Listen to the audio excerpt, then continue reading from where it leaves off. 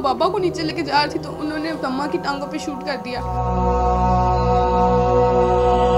जमीन के टुकड़े ने खून सफेद कर दिया। लाहौर के इलाके निश्तर कॉलोनी में 3 अफराद के कत्ल का मामला।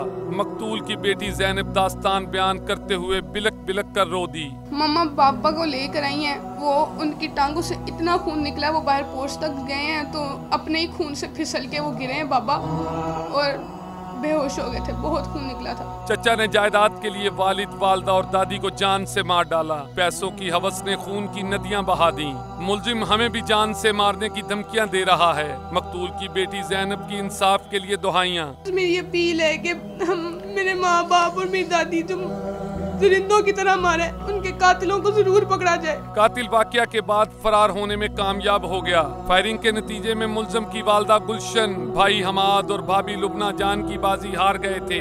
पुलिस ताहाल मुलजिम को गिरफ्तार न कर सकी। पुलिस की जानिब से FIR तो दर्ज कर ली गई, लेकिन अभी तक कातिल की गिरफ्तारी अमल में नहीं लाई जा सकी। मकतूल हमाद की बेटी जैनब ने अपने मामा पापा और दादी के कत्ल के इंसाफ के लिए अरबाब अख्तियार से अपील की है। कैमरामैन अदनान राजपूत के साथ मलिक मुश्ताक, 7 न्यूज़, लाहौर।